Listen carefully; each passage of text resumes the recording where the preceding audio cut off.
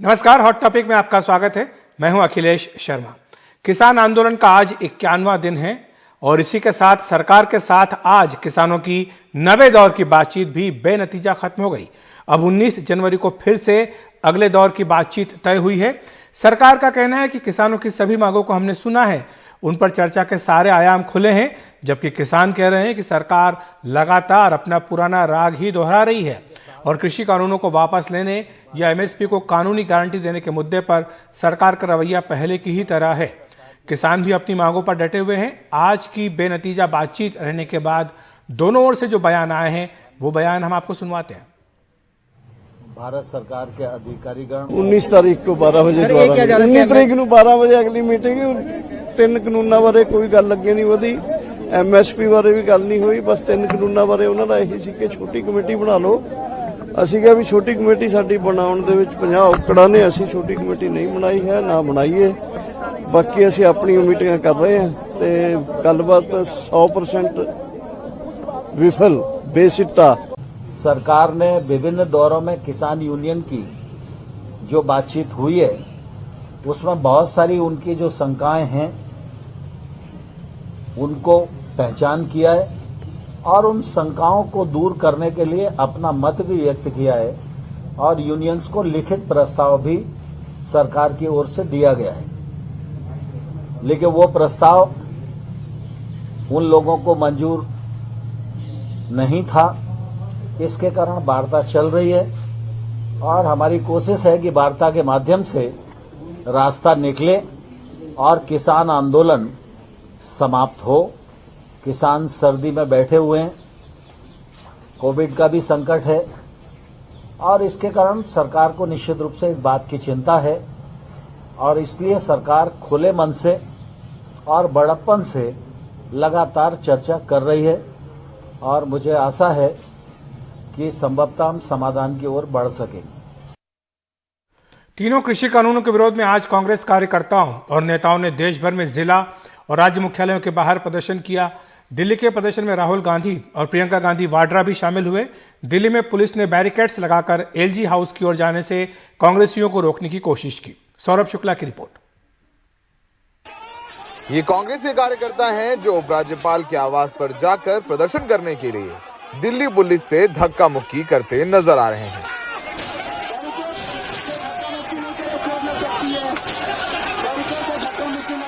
पीछे ट्रक में कांग्रेस के नेता राहुल गांधी और प्रियंका गांधी भी मौजूद रहे। धक्का मुक्की के दौरान कांग्रेस की नेता अलका लांबा को चोट भी लगी। दिल्ली पुलिस ने इशारा किया और महिला पुलिस के हाथ में कुछ था, उसने हमला कर दिया। कांग्रेस नेताओं ने पुलिस पर आरोप लगाया कि उनके साथ मारपीट की गई है। उन्होंने रोका, हमारे कार्यकर्ताओं को पीटा। यह उदाहरण है खून इस बात का किसान के प्रति कांग्रेस हमेशा संजीदा है और उनकी आवाज उठा रही है। राहुल गांधी और प्रियंका गांधी कुछ समय से जंतर मंतर पर किसान आंदोलन के समर्थन में बैठे कांग्रेस के सांसदों से भी मुलाकात करने पहुंचे। टाइम जाया किया जा रहा है, आपको थकाया जा रहा है, आपको थकाया जा रहा है, आपको वहां बैठाया गया है और आप वो सोचते हैं कि किसानों में शक्ति नहीं है। वो सोचते हैं ये 10 दिन में 15 दिन में 20 दिन में चले जाएंगे, क्योंकि बेसिक जो रिस्पेक्ट होती है, बेसिक जो इज्जत होती है, नरेंद्र मोदी जी किसान की इज्जत नहीं करते। वो सोचते हैं कि अगर हमने इसको 10, 15, 20, 30 दिन यहां बैठा दिया, ये भाग जाएगा, डर जाएगा, हट जाएगा। नरेंद्र मोदी जी, हिंदुस्तान का किसान नहीं डरेगा, नहीं हटेगा, वो बैठा रहेगा। कांग्रेस ने दिल्ली के अलावा देश के दूसरे राज्यों में भी राज्यपाल निवास का घेराव किया। कांग्रेस पर लगातार यही आरोप लग रहा था कि पूरे किसान आंदोलन में कांग्रेस एक मजबूत विपक्ष की तरह नजर नहीं आ रहा है। यही वजह है कि कांग्रेस ने इन मार्च के जरिए राहुल गांधी और प्रियंका गांधी की अगुवाई में ये एक संदेश देने की कोशिश की है कि कांग्रेस पार्टी किसानों के साथ है, चाहे वो संसद में हो, चाहे वो देश की तमाम सड़कों पर हो। नई दिल्ली में सहयोगी प्रेम सिंह के साथ सौरभ शुक्ला, एनडीटीवी इंडिया। 2024 के लोकसभा चुनाव से ठीक पहले राम मंदिर बन जाएगा। राम मंदिर ट्रस्ट के महासचिव चंपत राय ने 39 महीनों में राम मंदिर बन जाने का ऐलान किया। आज मंदिर के लिए देश भर में निधि समर्पण अभियान की शुरुआत हुई। राष्ट्रपति रामनाथ कोविंद समेत तमाम छोटे बड़े लोगों ने मंदिर के लिए दान दिया। अयोध्या में राम मंदिर के लिए धन जुटाने का देशव्यापी अभियान आज से शुरू हो गया। राष्ट्रपति रामनाथ कोविंद ने इसके लिए 5,01,00,000 रुपए का अंशदान दिया। राम मंदिर ट्रस्ट के महासचिव चंपत राय ने आज इस मौके पर रायबरेली में हुए कार्यक्रम में ऐलान किया कि 39 महीनों में यानी अप्रैल 2024 तक मंदिर बनके तैयार हो जाएगा। अप्रैल मई में लोकसभा के चुनाव भी होंगे। पूरा विश्वास करते हैं कि अगर मकर संक्रांति का विचार कर लें तो 39 महीने में ये कार्य पूरे हो जाएगा। 39 महीने में मंदिर पूर्ण हो जाएगा। मेरी इच्छा तो यही है। देश के तमाम हिस्सों में आज मंदिर के धन संग्रह के लिए विशाल रैलियां निकाली गईं। इनमें बीजेपी वीएचपी के कार्यकर्ता भगवा झंडे लहराते हुए धन संग्रह के लिए जागरूकता फैलाने निकले।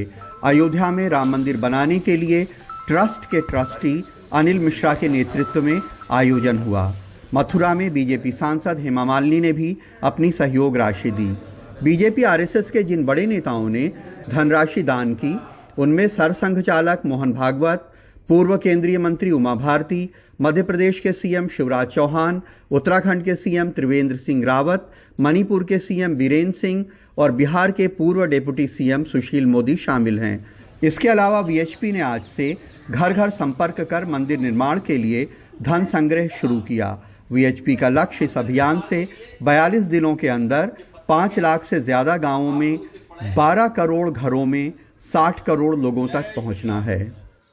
भक्तजनों से अपेक्षा कर रहे हैं कि वो श्री राम के मंदिर के भव्य निर्माण में अपना भी योगदान दें।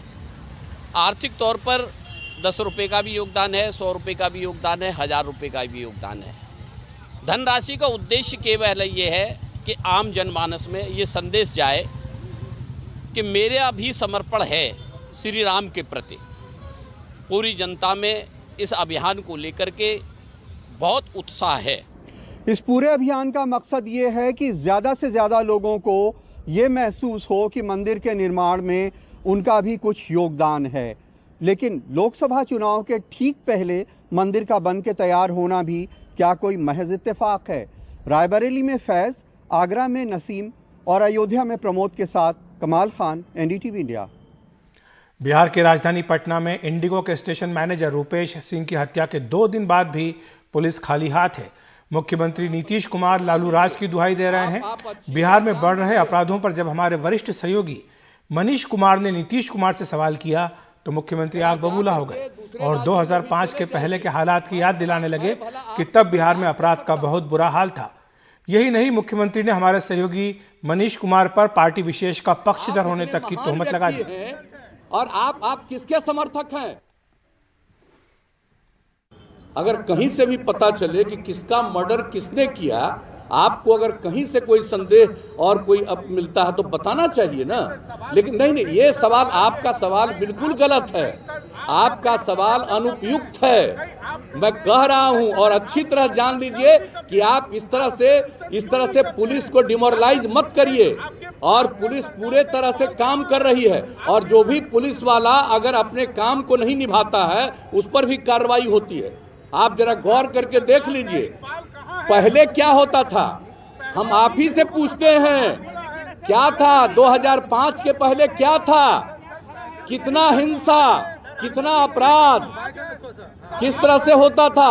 आज वो स्थिति है, आज वो स्थिति है। पूरे बिहार, पूरे देश का हर साल का फिगर प्रकाशित होता है अपराध के आंकड़े का। बिहार अपराध के मामलों में 23वें नंबर पर है। और आप अच्छी तरह जान लीजिए, आप अच्छी तरह जान लीजिए, जरा जा करके दूसरे राज्यों में भी चले जाइए। मैं भला आपसे कोई बात कर सकता हूं? आप इतने महान व्यक्ति हैं और आप किसके समर्थक हैं? मैं आपको डायरेक्ट पूछ रहा हूं। आप जो जिनको राज मिला 15 साल तक, पति पत्नी के राज में जितना अपराध होता रहा, आप उसको क्यों नहीं हाईलाइट करते हैं? आप करिए, हम क्या है भाषण दे रहे हैं? हम कोई भाषण नहीं दे रहे हैं। आप जो आजकल जो भी किसी के चीज के बारे में, कोई भी किसी चीज के बारे में जो लोग बोलते हैं, एक एक चीज पर एक्शन लिया जाता है। लेकिन अब आपका तो हम कर नहीं सकते हैं, आपकी तो हम बड़ी इज्जत करते हैं, लेकिन इन दिनों आपके जो खासियत सलाहकार हैं, आप उन पर भी जरा ध्यान दीजिए और नई ट्रेनिंग भी करवाइए। कहीं ऐसा न हो कि जितना ज्यादा बिहार में, और इसका भी पता करिए कि क्राइम कौन करता है, क्राइम करने वाले कौन हैं, और ये पुलिस वाले को पता चलता है, पुलिस उसके खिलाफ सख्त कार्रवाई करने के लिए जो भी उसको अधिकार है, कानूनी अधिकार है, उसके हिसाब से काम करती है। बहुत बहुत धन्यवाद। देखिए, अगर नीतीश कुमार इस तरीके से अपना आपा खो रहे हैं तो उसका सबसे बड़ा कारण यही है कि उनकी अपनी धाक या कहिए सरकार का इकबाल कम होता जा रहा है। और उसका एक ही कारण है कि इस बार उनकी पार्टी तीसरे नंबर पर है। भले बीजेपी ने अपनी बातों को रखते हुए उन्हें मुख्यमंत्री की कुर्सी दे दी है, लेकिन उनकी सरकार को और खासकर उनके आदेशों को अब कोई गंभीरता से नहीं लेता। इसी के लिए नीतीश कुमार बार बार जो है वो डिटेक्शन का बात करते हैं, लेकिन जब उनसे कहा गया कि ऐसी हत्याओं की पुनरावृत्ति ना हो, ऐसी बलात्कारों की पुनरावृत्ति ना हो, इसके लिए आप कौन सा प्रिवेंटिव मेजर ले रहे हैं, तो उनके पास उस सवाल का जवाब नहीं था।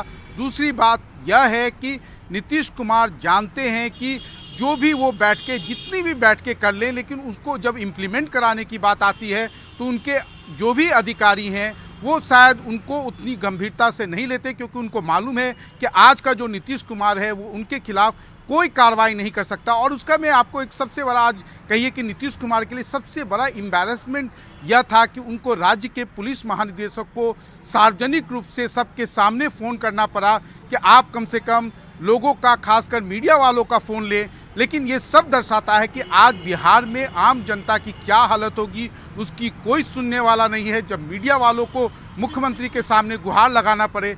लेकिन जो सबसे चिंता की बात यह है कि मुख्यमंत्री नीतीश कुमार भले 16 सालों से शासन में हों, लेकिन उनके पास इस बात का कोई जवाब नहीं था कि आने वाले दिनों में हत्याएं नहीं होंगी, बलात्कार के बाद जो विक्टिम हैं उनको जिंदा नहीं जलाया जाएगा। और आज की सच्चाई यही है कि नीतीश कुमार कहीं ना कहीं कमज़ोर हुए हैं, और कमजोरी का कारण यह है कि वो अब अपना आपा खोते हैं और अभी भी लालू राबड़ी राज के शासनकाल की याद दिलाकर जो है एक तरह से छिपने की या उसमें एक कौमी एक तरह से शेल्टर लेने की कोशिश करते हैं।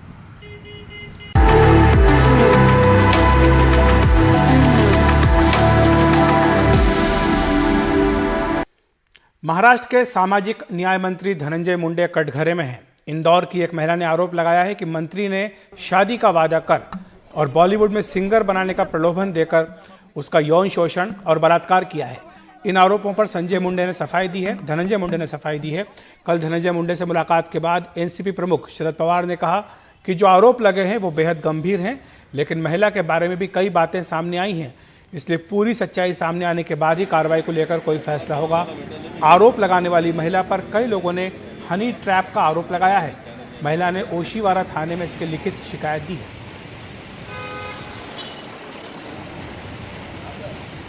और धनंजय मुंडे ने सफाई दी है। उन्होंने कहा है कि वो खुद उस लड़की को बड़ी बहन से अपना रिश्ता कबूल उन्होंने किया है, उससे हुए बच्चों को अपने साथ रखा है। ये बात उनके परिवार को पता है, इसके बावजूद वो अपनी बहन को आगे कर फिर से बदनाम कर रही है। इसके खिलाफ उन्होंने सांता क्रूज पुलिस थाने में शिकायत भी की है और मामला अदालत में है।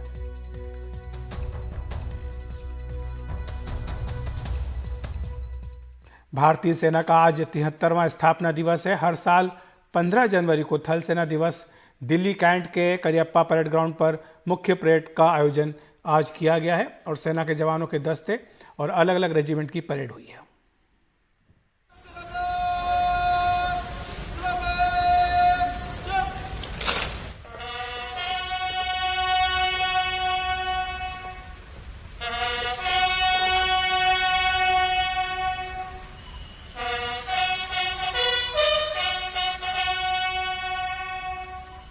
जय हिंद।